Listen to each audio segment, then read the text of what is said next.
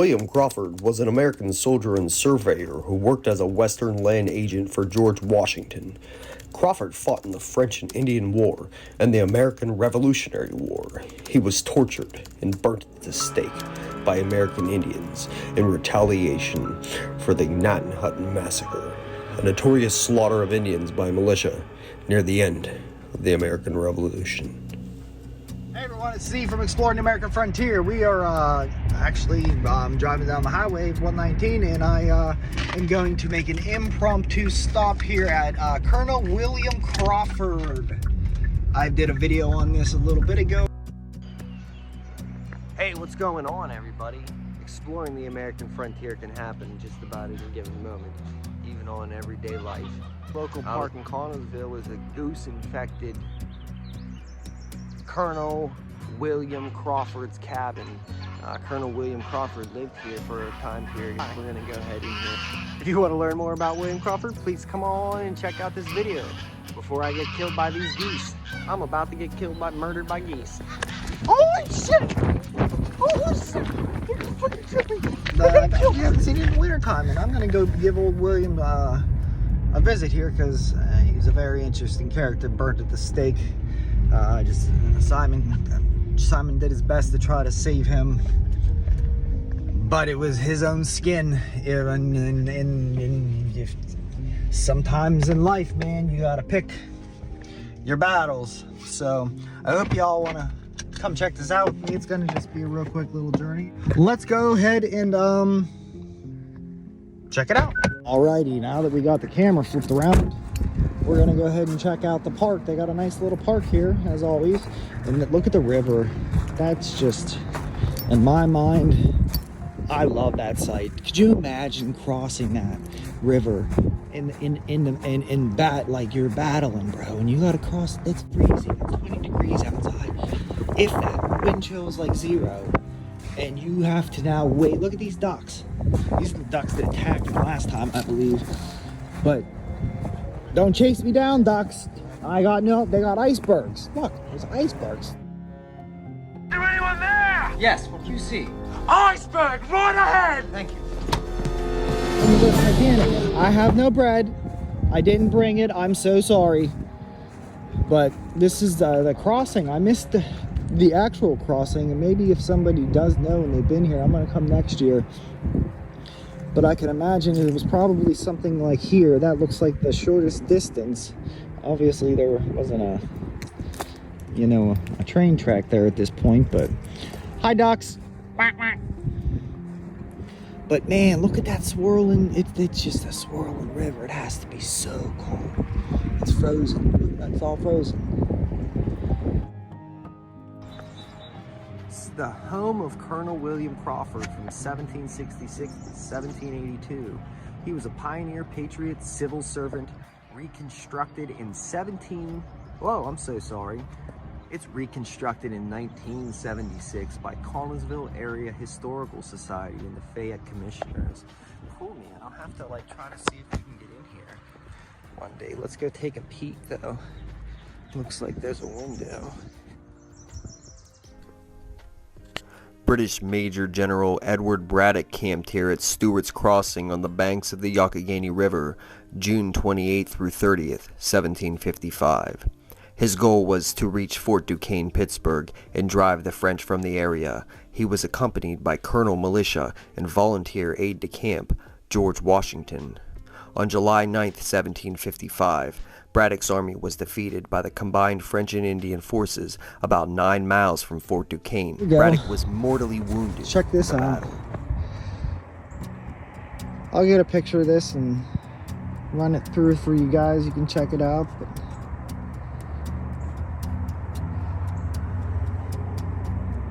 pretty cool.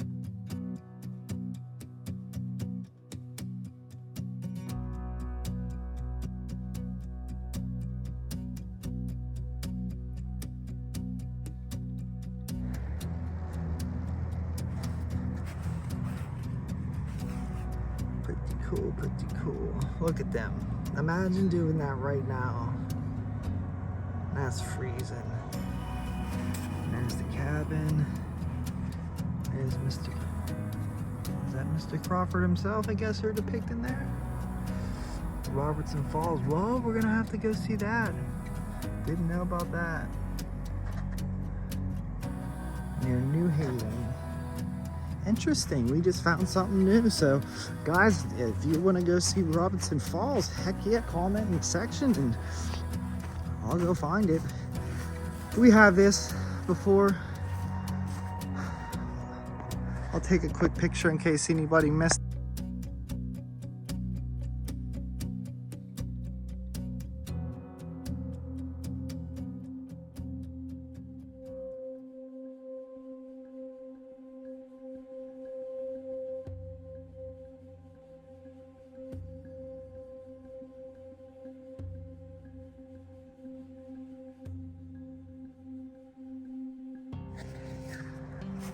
So there was the old general himself, Mr. Braddock, who the britches might have been too big for himself, I think. But there's our founding father himself. At that point, I guess he was a colonel. He wasn't aide de camp at that point. They call him Colonel Washington, 1754 to 1763. There's them geese. Don't poop on me, geese. Not really sure what that rock is. I'm gonna have to come here next year and see and learn a little bit more about this from you guys. You know, I know some of you are out here checking this out in this area. Everything's locked. I don't want to go in there. I think they let you in there, but that one might have been a stockade or something they were trying to protect. Maybe they just built that for storage. Who knows? But there's this cabin. It's a beautiful cabin, man. I'm sure it's been restored, but there's an alarm too. They got it on lockdown. They don't want people messing with it. I don't blame them. You mess with this, you're gonna have a couple muskets after you. If your name gets in the paper, I can tell you that much. You got some mold growing up there on that wood though. We should probably knock that down. And then we'll take the epic walk up and just take a gander inside and hopefully you can see it. And that's where they're floating down. Imagine having it's about how big they were. You were living. We'll go to Mount Pleasant and check that one out. But imagine having, 7 kids, 8 kids. Mom and a dad just on a day like this. You don't got the internet, So they don't. Most of them probably didn't read. So you kept busy. You told yarns and you told tales and you read. I guess you read the Bible. They weren't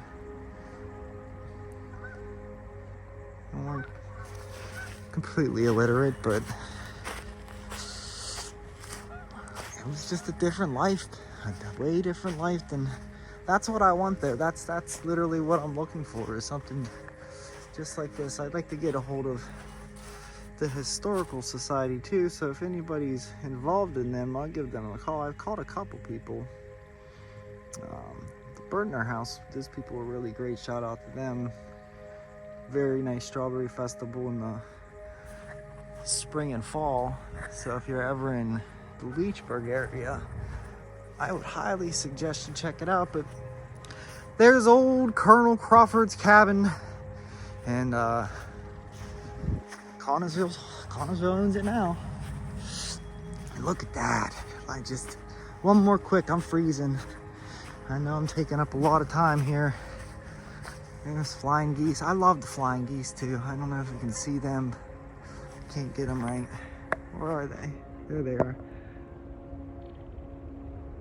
They amaze me. They're just so organized. Where are they turning to? Were you coming back? You know what? They're trying to dive ball me again. They're really taking that poop thing serious. Oh no, they're turning. So, anyways, guys, I ain't down for a polar plunge today. Maybe one day.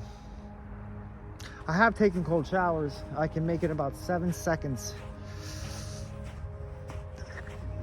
Try 7 seconds. If you can do 10 seconds, leave a comment. If you can do more than, if you can do a minute, man, you're a beast. And don't lie, pour some ice in that shit, because I don't have much body fat. I'm not built for that stuff. Joe Rogan does that stuff apparently. I don't know, he's a big muscle man or something, but that, and then there's that crazy beard guy who like lives in the fucking ice. They're Norwegian people, I think he's like something like that. They're just built for this. They come out in shorts and stuff and like wash their clothes and that. So, all right, everyone. Say goodbye to the Colonel Crawford's Park. It's a nice park. This is a nice event center. Thanks for watching this video, and once again, subscribe for more videos like this one. Thanks, guys.